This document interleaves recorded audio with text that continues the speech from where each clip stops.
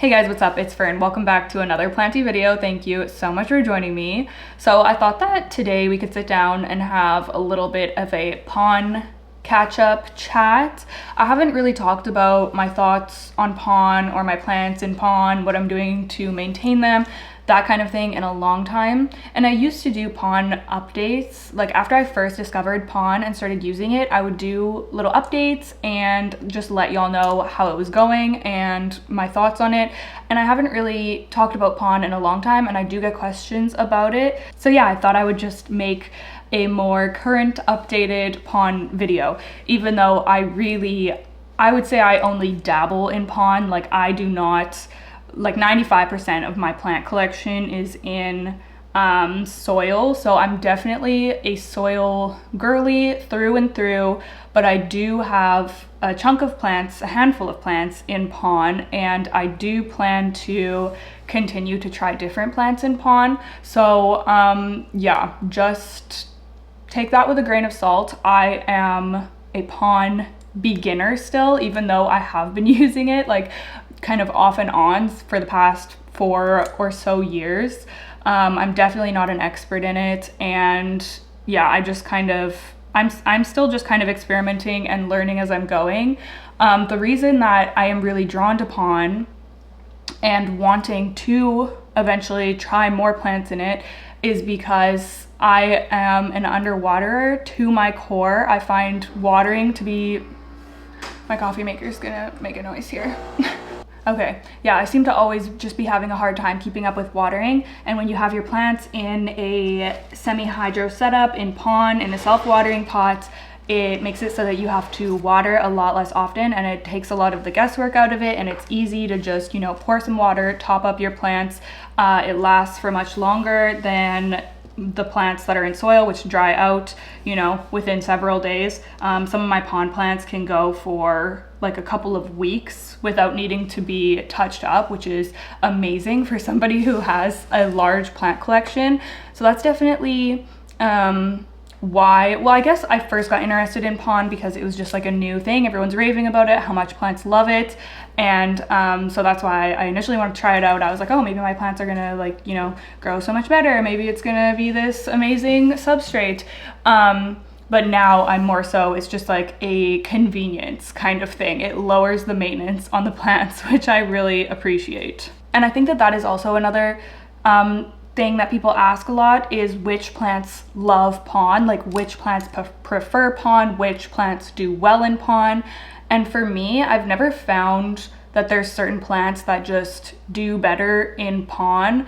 It's not like, it doesn't come down to the plant, it comes down to me. Because for example, my Alocasia Frydek is doing amazing since I put it in PON, so much better than it was in soil. It's been living, laughing, loving, thriving, just, you know, it looks amazing and stunning. But I don't necessarily think that it's because it loves PON or that it prefers PON. I think that I am just better at keeping up with keeping it watered when it's in PON, when it's in this setup, versus when it was in soil and it would constantly dry out, and it was unhappy with that, and it eventually got dry rot from that. But now it's very easy for me because it's in this pot with this little gauge here. You can see it's due for water, like today, because this is at the bottom. Now I keep up with the watering because it's easy. I can just look, see, dump some water in there, and it's done. So this plant loves that I am able to keep up with its thirst and with its watering needs. So I think that that is primarily why it's doing really well. I don't think that the PON, at least what I'm using, which is a DIY PON, which we'll get into, I don't think that it is this magical substance. I mean, maybe if you're buying substrate, maybe if you're buying, you know, there's different like mixtures, like rocky mixtures that you can buy that have, you know, lots of different things in it, and maybe those offer something really beneficial to the plants that they enjoy. But what I think, and I could be wrong, maybe some plants like truly do just love PON, but I haven't noticed any plants that just seem to love PON itself. I think it's more so they love that I am able to stay on top of their watering needs and their care. This is turning into a bit of an unintentional tangent. Okay, the beginning of my journey with PON. So let's rewind, let's do a little recap. Going back to 2020, the midst of the houseplant craze, the houseplant chaos. Honestly, what a time to be alive in this hobby. So people started using Lechuza PON and talking about how it was doing amazing things with their plants. It's so much easier to maintain. Saying like, you don't get pests, you don't get all this. There's just all these amazing things being said about PON. And Lechuza was the major brand that was making it, but it was always sold out. Like, it was so hard to get your hands on this stuff, and I think it still is. Like, to this day, I have never tried Lechuza brand PON because, yeah, it was just always sold out. So people started finding ways to kind of recreate it themselves, and there was this post, I think it was on Facebook or something, of somebody saying, oh, you can go to Home Hardware and buy this like ice grip kind of, how people salt their driveways and their steps and everything when it's icy. It's like an alternative to that, where it's just rocks and it makes it grippy. So there's two different products like that you could use that were composed of zeolite and lava rock, and that is two of the ingredients in PON. So that's like two of the ingredients that are readily available that you can buy a big bag for cheap. And then the third ingredient is perlite. So that kind of like recipe went viral. People started using that. I remember going to Home Hardware, getting my bags of that stuff, which I still have and I'm still using. Like, to this day, my PON mix is still those original bags that I got. But yeah, so I decided to try my hand at making my own DIY PON with those ingredients. And I hadn't really discovered self-watering pots at this time, I don't think. Like, I was mostly just doing like this kind of setup, just in a cup or a glass, with just filling it up with some water on the bottom. And I just kept using it like that over like the next year or so, and I was never really impressed with it, and I was always just kind of like annoyed at how this gets full of algae and stuff. Clear vessels like this are not really my thing without something to cover them, because I don't like the way that the algae looks. That's a whole other topic for discussion. I know that there's certain things that you can do for that and stuff, but to be honest, I just can't be bothered, and I would rather just use a different pot or container. But anyway, so I was just kind of like using it like that, and I was just kind of dabbling in it. Like, I used it for a few Alocasia and stuff like that. I wasn't really super impressed or loving PON at this point, and I honestly kind of stopped using it for a while, I think, until I discovered the concept of self-watering planters, where you can see the gauge, you can just pop your plant in here and fill it up and not really have to worry about it. And that was when I started to be like, okay, I think that I like this. So now I'm at the point where I am kind of rediscovering PON and wanting to try more and more plants in it, just because it is so much easier to maintain. One of my PON plants that I don't have here at the table with me, because it's just way up there, is my trailing philodendron Florida Ghost. That's been living in just one of these. We're actually gonna have to repot it at some point here, but it's been living in just one of these self-watering pots in PON for like the past 2 years, and I don't do anything special to maintain it. It's just so easy going, and I feel like if that was in soil, it would never let me get away with that. So yeah, just the ease of maintenance I really, really love about it. And yeah, just being able to have a self-watering setup is just so good. And I know that you can do soil in self-watering. I used to have my Alocasia Black Velvet in a chunky potting mix in a self-watering pot, and that worked fine, but you are more prone to things like fungus gnats if you have that kind of setup. So I feel like the rocky, you're definitely not immune to pests if you're doing PON, but I don't really notice fungus gnats, that's for sure. But you, like, spider mites and things like that are definitely not going to care. Like, they're still gonna go on your plants. As we know, some of these currently have spider mites and are being treated for that. So yeah, that's basically where I'm at. Still kind of trial and error, learning as I go, still rocking my DIY mix, which I don't know if people are still using this mix or if that was just something that kind of was a thing 4 years ago, this like ice melter stuff, but I don't know, it still works for me honestly, and I'm just gonna keep using it until my bags are gone. But yeah, I only have the 3 ingredients. Some of these do have perlite, the like really chunky perlite mixed in, just for fun basically, because I have a whole bunch of that perlite to use up, and I was just curious of if it would like help add more aeration. And a lot of people do add other things to their pond mixtures. Like I know tree fern is a really common one, which I imagine that works really well. I just don't have tree fern.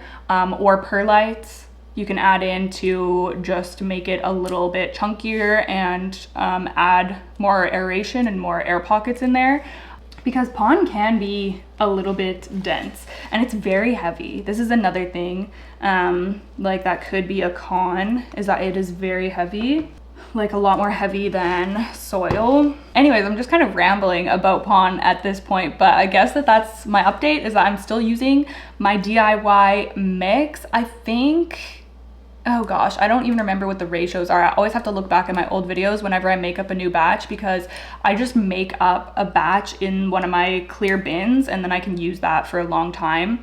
But I'll put the ratio that I use on screen, and I'll link, like if I can find the products that I use for my DIY PON, I will link those below as well. But yeah, again, this is just what I'm doing as somebody who doesn't really know what they're doing. So I'm just kind of sharing my thoughts with you, not giving advice. But yeah, I don't know. It seems to be working well for me so far. And I am going to continue to experiment with putting more plants in PON because it makes my life easier. One thing I will say I don't love is that it's just, I don't know. I love using my cute pots. Like a lot of my soil plants are in just like cute pots or like cute cover pots, and I find it harder to do that with PON. This one is in a cute, this is like so incredibly heavy though, because the PON pot is already heavy, and then I have this big ceramic pot. But I mean, I just find it harder to make cover pots work for them, because this is such like a bulky kind of setup already. But I do have my PON, one of these self-watering clear pots in this. So if I put effort into finding cover pots, like it's just, I don't know, the way that they are shaped and stuff, I feel like makes it kind of harder. But is that even true, or is that just in my head? Like maybe it would be easy to find cover pots for all of these, I don't know.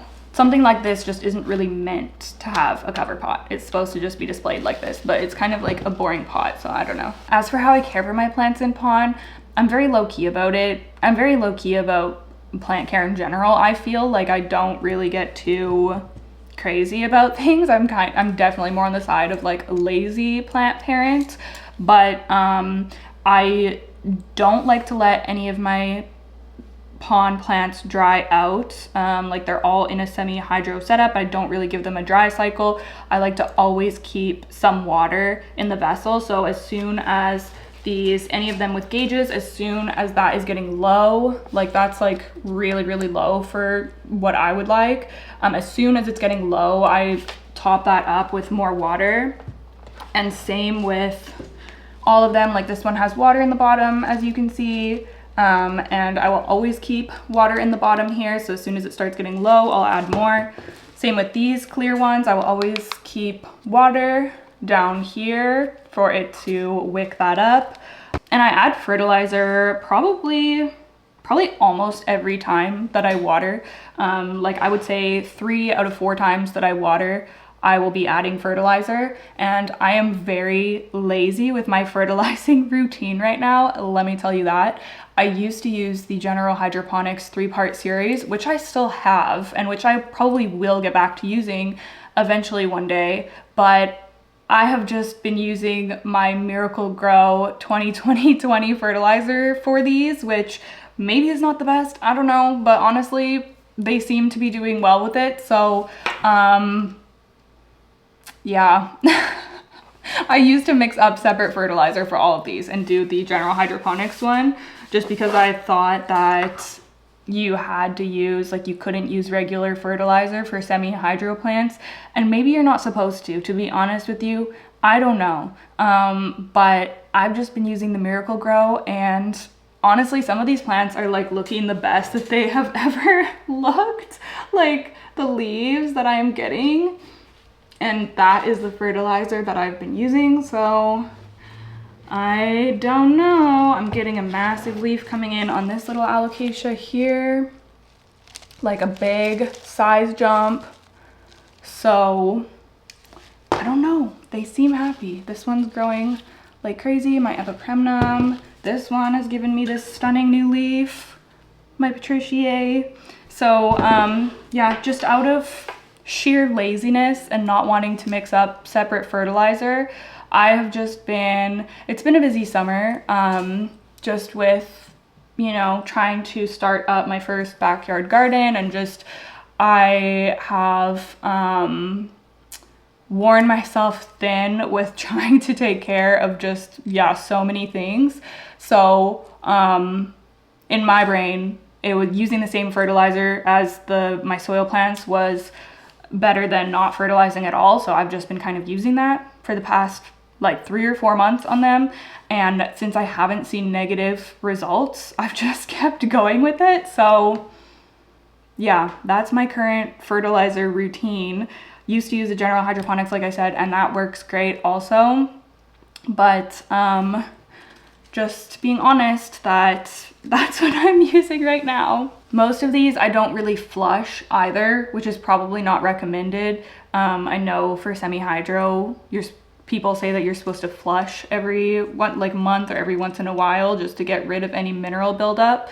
I think that is more important for leca, but it's also recommended to do with PON. And I don't really do that, not because I don't want to, but just because with a lot of these pots, like I can't remove this plant. There's no net pot in here. So, and like this type of thing, like how the heck am I supposed to do that? The only ones that I really could flush would be these ones, because this bottom, like it's like a tray that can come off.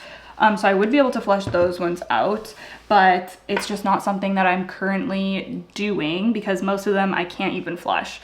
And like I said, my Florida Ghost has been in that pot for 2 years. It's never been flushed. I've never even laid my eyes on the roots. I have no idea what it looks like in there, and that one is still just doing fine. So, you know, if it's not broken, don't fix it is kind of the vibe that I'm going for. So yeah, this is like the lazy plant parents guide to PON, apparently. We're more just hanging out and chatting than anything. So am I doing things wrong? Probably, but I'm just being honest with what my current, what's currently going on here with my PON plants. So anyways, now that I've nattered at you, is there anything else that we talked about? Fertilizer, care, I guess repotting is the one thing that's kind of, I haven't really done a lot of PON repots. I do find them much more annoying to do than soil repots. I will say that. But yeah, I don't know. It's kind of, especially for the ones that I can't see the roots, it's kind of hard to know when to repot. But I just kind of go by how quickly they're taking in the water. So this one, my Frydek, I think that this is gonna need an upsize pretty quick because it's going through water in like probably 4 to 5 days. It needs to be watered again, which is pretty quick. So I'll probably be repotting that one soon. Maybe we could even do it today. Should we do a little repotting moment in this video? Maybe we can do that together and we can kind of see what's going on in there and go through that process. Yeah, okay, so maybe we'll do that at the end. But right now, I'm just gonna give you a quick little tour of all of the plants that I have here that are in PON. There's not that many of them, and they're all, you've pretty much seen all the different styles of setup, well, except for one. So I guess I'll just start with this one. I've held this up a couple times already. So this is my epipremnum albo, which obviously is still a small plant. I don't even know why I was inspired to try this in PON. I think this is the first epipremnum I've ever grown in PON. I don't know, kind of, it was just an easy, actually, I think I was out of soil. I think that is the honest answer of why I put this in PON and chunky perlite. I'm pretty sure all this chunky perlite has just floated to the top, which is not surprising. So I probably won't do that again, but it was fun to kind of try out anyways. I think that this chunky perlite is better for propagating. I've been propagating some of my plants in it, my like big plants, like Monstera and big philodendron and stuff, and that's been going really well. But yeah, I would like to find still a chunky perlite, but not like this massive perlite. And then maybe I could try mixing that in. Or maybe one day I will just cave and order some tree fern fiber. I just am so put off by how expensive it is. Anyways, so, oh yeah, and I guess that's another thing to kind of mention is that PON is easily reusable. So it's kind of, so in that way it can be more cost effective and more like environmentally sustainable than using soil, because you can just constantly reuse it. Like it's inorganic. So I boil mine for like 15-20 minutes and then I just throw it in a strainer and then just save it to be used over again. Once it dries out, I just add it back into my PON bin.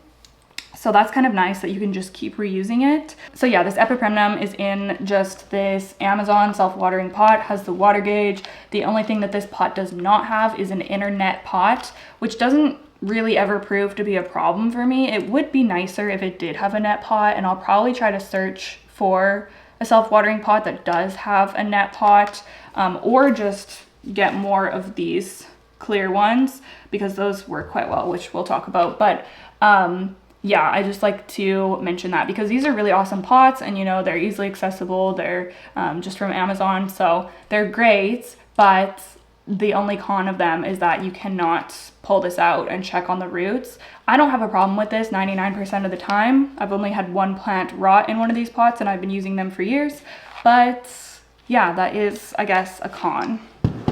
So my epipremnum seems very, very happy.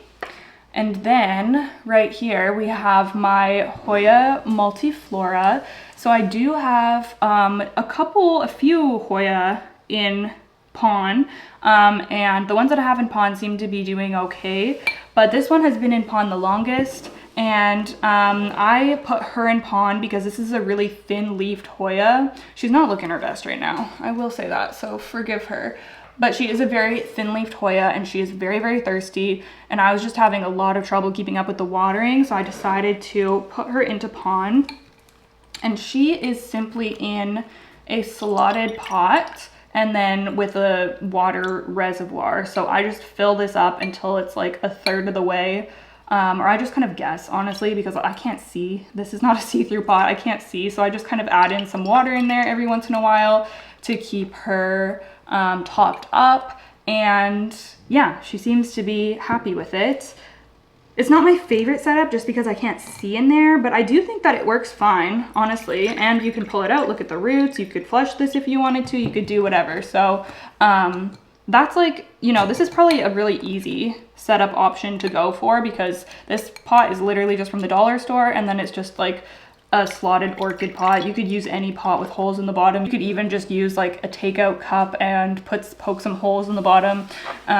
You can do like, I feel like PON is kind of one of those things that you can make it very cost effective or you can make it very expensive. Like some people are using like Lechuza PON and Lechuza pots and like a very expensive bougie setup, which, you know, great, but there's lots of different options. Like it's definitely something that you can do on a budget. Okay, next we have Philodendron patriciae, which is a newer plant to my collection. Haven't had it for very long, but it is potted in PON, and the chunky perlite is mixed into this one as well. I did these ones in a repot, or yeah, I think some sort of repot with me in the past like month or two. But she seems to be really happy in this setup so far because she's already popped out this stunning new leaf, which is still soft, so it's brand new. But she is in this clear pot setup from Houseplant Essentials Etsy, which is where I get my regular like soil, just like regular plain clear pots. They also now have these self-watering pots.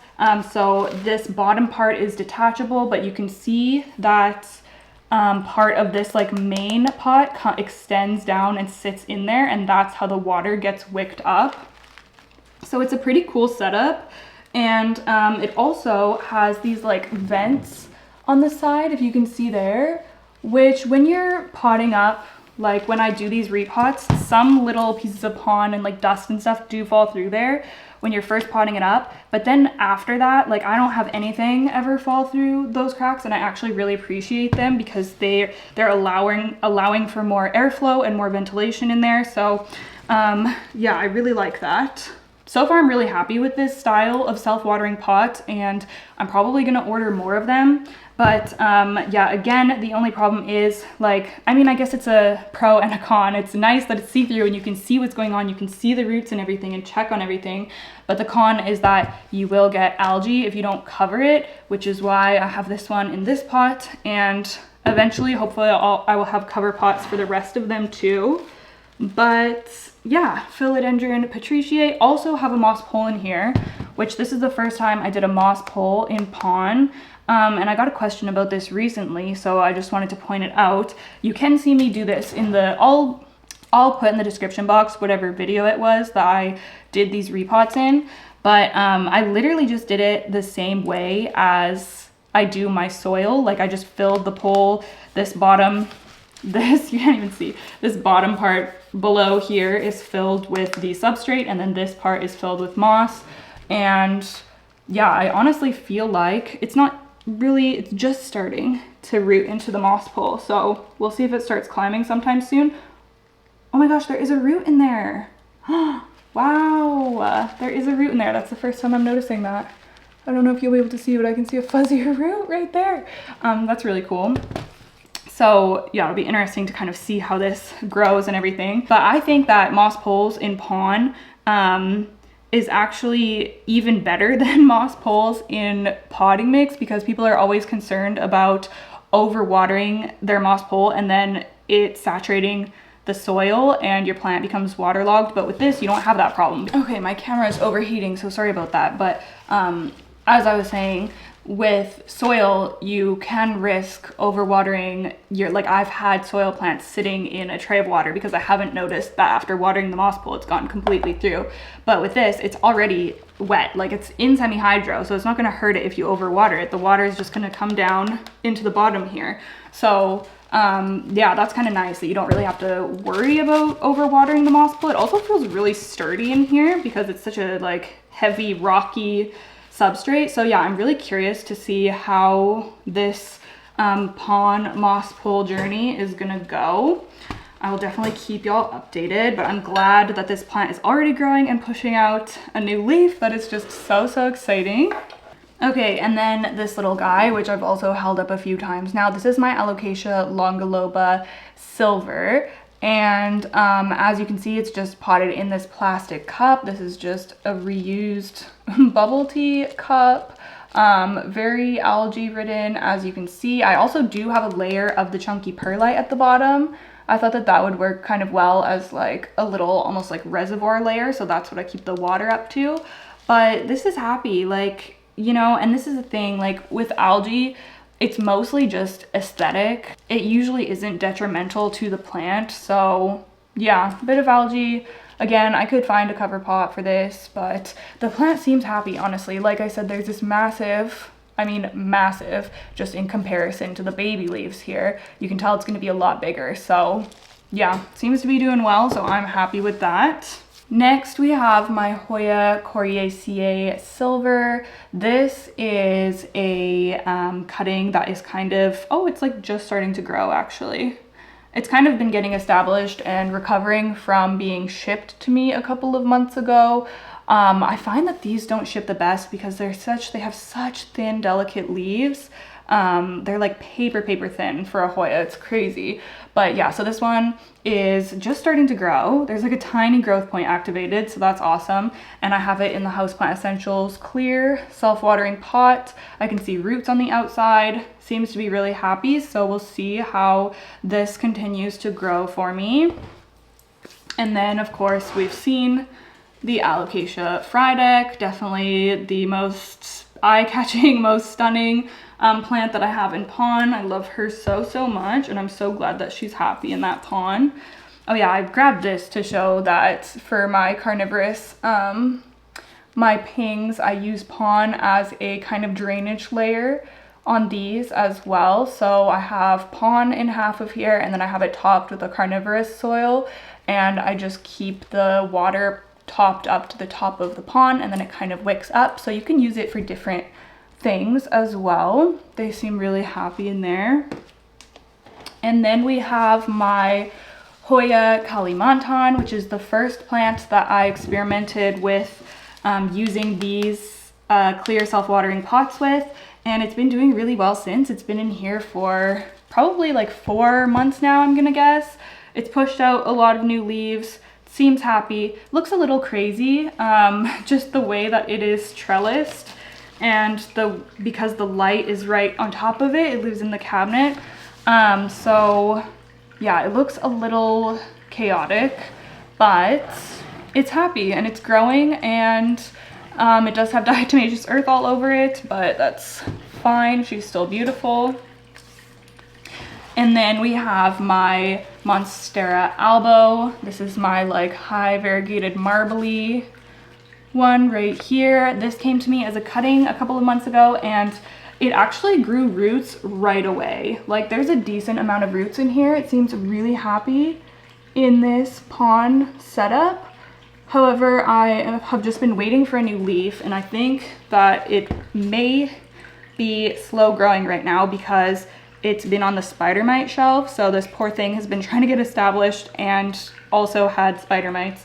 So yeah, it's being treated for that as well. So we'll see, hopefully it'll start growing, but I'm really happy that it has so many roots that look healthy in there.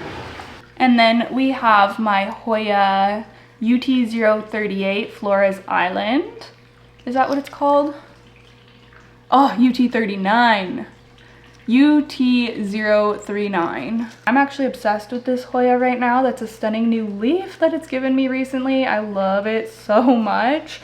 Oh yeah, she's gorgeous. But yeah, she's in this, oh my gosh, super algae ridden. The higher lights that this becomes exposed to, the more algae you're gonna get. So because this sits right in the windowsill, so the light is like directly hitting this, it's full of algae. But honestly, she doesn't seem to mind too much. The only person that minds is me, I think, because I just don't like the way this looks, but it's my fault. I should have covered it and I didn't.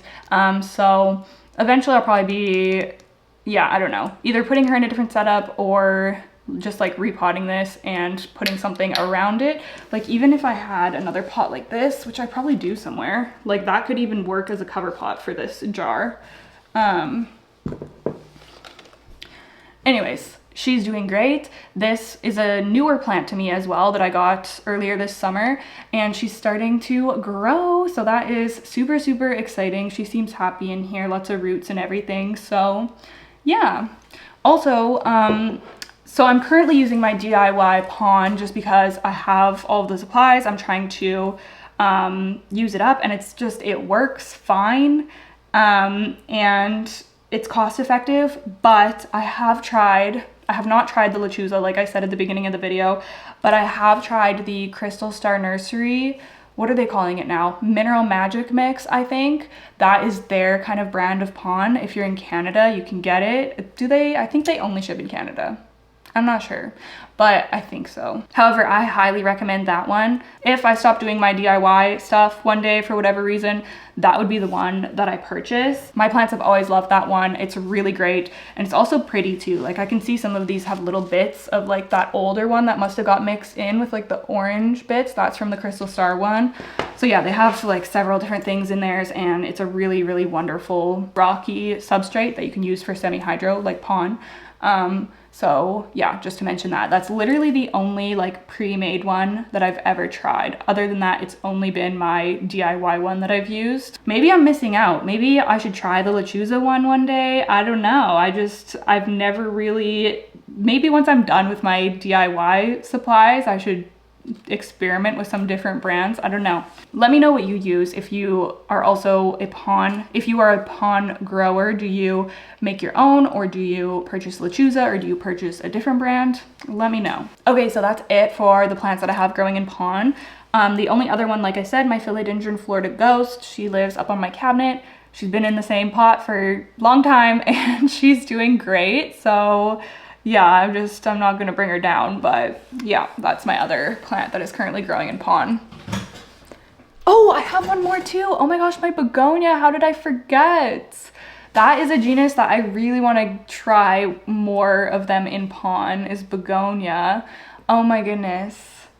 How could I forget her? Oh no, I should have had her sitting out here the whole time. She's so stunning. Shoot, let me go grab her now. I cannot not put her in this video. Oh my gosh, I don't know how I could forget her.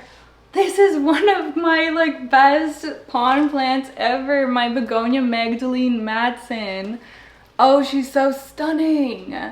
So she is crazy, as you can see, but she's planted in the same style of those like black Amazon self-watering planters. This is just a bigger size. I have them in white. So she is in one of these guys. So again, I don't ever get to look at her roots or anything, but she seems to be happy. And I also have stakes literally taped around the pot to keep her upright. So let me put her down here and see if we can actually get like a nice angle of her. I forgot about her because she lives in the bedroom, and I always forget about the plants that I have in my bedroom because I don't have that many in there. And she just kind of sits in front of the like patio window, and yeah, she's huge, she's crazy, she's actually quite dusty also, so I'm glad I grabbed her because I'm just gonna pop her in the tub and give her a shower. But yeah, she's so pretty and she loves being in PON. So this plant has definitely made me think that I want to put more of my begonias in PON because begonias can be quite thirsty, and it would just be better to keep up with them in a semi-hydro kind of situation. So yeah, that's this one, living in PON as well. Later today, I think I'm gonna take some twine and kind of fix her up a little bit because she's just grown a lot. But those are wooden stakes that are taped to the outside of the pot because obviously you don't want to put wood just sitting in something that's wet all the time. It's gonna rot. So I need to find a good plastic option. I do have some plastic stakes, but they're all just short. It'd be way too short for that plant. So I need to find a good option of something that's plastic. I'll have to look in the garden section or something because I have plastic stakes for my outdoor garden, but they're like 8 feet tall, so I don't need one quite that big. But if I could find like, you know, some that are like a few feet tall that are plastic, that would be perfect for that plant. So I'll have to keep my eyes out for that. But yeah, that's why it's in that kind of just like crazy DIY setup with the stakes. I do have a thought in my brain of something I could try for that kind of staking trellising situation in semi-hydro. And it is the wire mesh that I use for my moss poles. Like, I wonder if I could just put a panel of that in the back of the pots. It's stiff because it's wire, and then I could just kind of secure the begonia to stay upright, secure it to that wire, if that makes any sense. Just like a tall like panel on the back. I don't know. I also realized that I have a couple more that I forgot to grab. I knew I was forgetting some plants. It is my Hoya, it's kind of hard to show, my Hoya obovatas. I have 2 of them in these little square planters. These planters are also from Crystal Star Nursery, and you can remove the mesh pot, which is really nice. They're so cute. They're just like these little cubes. So I have just a regular green Hoya obovata in this one, and they do have the water gauge and everything, which is nice. This one has been growing like crazy recently. It's putting out this huge vine with a whole bunch of peduncles and leaves coming in, and yeah, that one's really growing. And then I have the inner variegated version, which is in the white cube pot. Super cute. This is, a lot of it's not variegated. This plant's kind of been a little bit of a journey for me, but recently it's been starting to look a little bit better. Like, look at this leaf, the variegation. The shape's not good, but the variegation is better. So yeah, I'm just kind of keeping an eye on this. I decided to try out this semi-hydro PON setup for these Hoya obovata because I struggle so much with them giving wonky shaped leaves, and I thought that it was maybe happening because I'm underwatering them, but now I don't know. I don't think that that is why, because I always keep this topped up. They don't ever really dry out, so, but yet I still get leaves like that, so I'm not sure. But regardless, they seem to enjoy the semi-hydro life. Oh my gosh, you guys, I'm trying to gather up my supplies to do our repot, but I keep just finding more plants that I forgot are in in PON. So this one, which we also repotted in the video that I'm gonna have in the description, is my philodendron polypodioides. And this is again in the DIY PON and chunky perlite mix. and this one is doing awesome as well, and it's just in the, you know, same old Amazon pot. This one is doing so great, you guys. Like, it has been growing like crazy since I got it. It is absurd. It's given me at least 2 or 3 new leaves. This is the, oh yeah, oh my gosh, yeah, there's so many leaves on this thing now. It's crazy. I can't believe how fast it's grown. But this is the newest leaf. It's just unfurled. It's still nice and soft. It's so pretty. I love how these have like the longer tail. This like long leaf that comes down, or this long, whatever this part of the leaf is. So pretty. So yeah, that's another one that I have in PON, and it's growing really well so far. Seems to be super, super happy. This lives in the office right now, which is why I forgot to grab it, because I don't, again, it's kind of like the bedroom. Like, I just kind of, I don't really think about the plants in there as much. Like, I mostly just think about, most of my plants are in this main part of the house. So the other ones can kind of slip my mind sometimes, which can be detrimental. So it's very good that this one is in a self-watering pot, because even when I do forget about it, it's usually still good. But yeah, I had to pop on and show you this one as well, because oh my goodness, keep forgetting. This is the pot that it's going to be going into. I think that this is a 7-inch. I'll have all the pots and everything that I've mentioned linked. And then I have my bin of DIY PON mixed up right here. Now, I mixed this batch up in the winter, like December, January, somewhere in there. And yeah, I still have some in here, so I've just been working through this, and I feel like that's the best way. Like, if you're doing some type of DIY PON, I feel like just mix up a big batch and store it, and then you can just scoop it out whenever you need some. It makes it so much more convenient. The only thing is that I don't have a scoop for mine, which I know people hate when I don't use a scoop. I am going to use my ladle again. Sorry, need to use my ladle. It works, it works. Sometimes you just have to work with what you have. So these pots are super easy to assemble. You just unscrew this little bottom part. Make sure this ball doesn't fall out. It has a styrofoam ball in here. That's what keeps the water gauge working. And you just stick it through here, and then you stick the black cap back on, and that's it. You can just pop this in and then fill it up. So I'm gonna add a little layer of PON in here. Oh, this is pretty dusty since we're getting to the bottom. I'll try to scoop not the dusty part. Well, I might have to rinse this. It's like pretty dusty. Okay, I'm gonna go get my strainer. Okay, we may be in luck. I might not have to deal with rinsing that PON, because I grabbed my strainer and look at this. Fresh, clean PON in there, ready to be used. So I'm just gonna use that stuff. It's all good to go.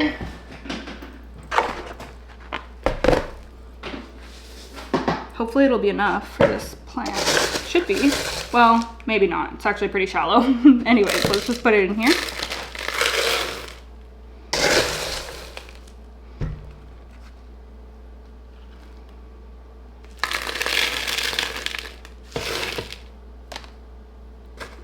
Sometimes there are old roots that didn't get removed when I boiled it, so I just will pluck them out. It's not a big deal. Okay, so now we have to unpot the plant to see what we're working with here. So, oh my gosh, I'm scared. Oh, actually, I think it's gonna be okay. There it comes, there it comes.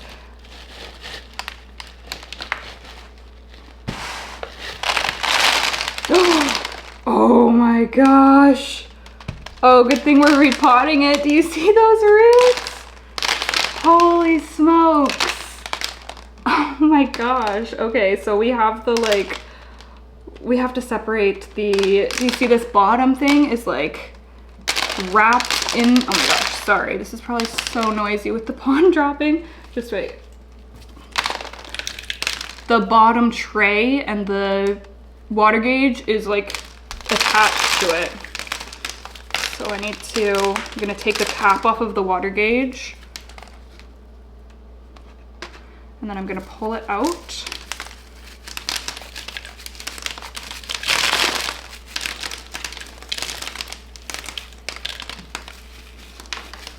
Oh, okay, it's coming apart, that's fine. We will just reconstruct it. I think it's like, okay, let's try to pull this. Okay, we'll do it this way then. There we go. Okay, only broke off a little bit of roots, it's not bad. So, let's see how this is gonna fit in here. Oh my gosh. I'm gonna put it this way so that it's kind of facing the same way. This is where the water gauge was before. There we go. Okay, that's actually gonna be perfect. Honestly, this could have gone into an even bigger pot, but I'm just gonna put it in this one for now. Well, yeah, no, it is a decent size up. It is a decent size up. This is only like, I think we're going from 5" to 7" here. So it's not bad.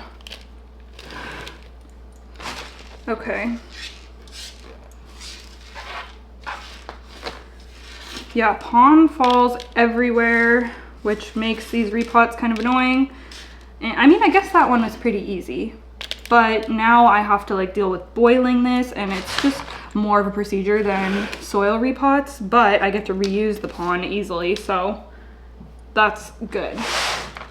Okay, I'm just going to backfill it now with this PON here.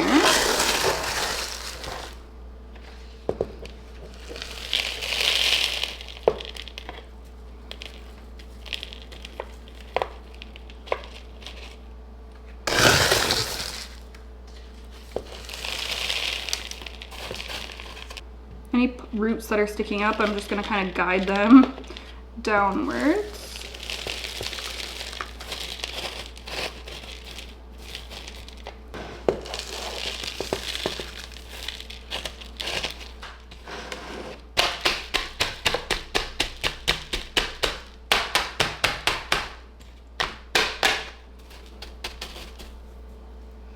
Okay, that's it. She's done. She's in her new pot. That's so crazy. And even the stakes and everything just like stayed perfectly in here. It just all stayed intact as one unit. So that's cool.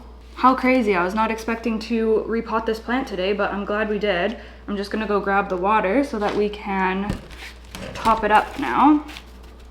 Make sure everything is in working order here. Again, I'm just using my Miracle-Gro fertilizer water.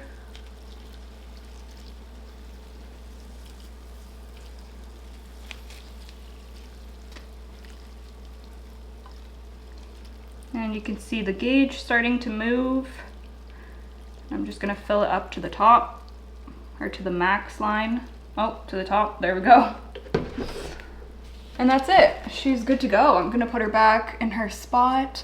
I'm sure she's gonna appreciate that. She had so many roots in there. She actually looks really stunning in that white pot as well, so I'm super happy with that. Anyways, that brings me to the end of this little PON themed video. I hope that you enjoyed hanging out and listening to my PON musings and experience and thoughts, and yeah, just me figuring out things along the way here, and our little repot and a little tour and everything. There was a lot of just little things going on in this video. That's gonna be it for me today. I hope that y'all are well. I hope that your plants are growing beautifully, and I will see you in the next one. Mwah! Bye!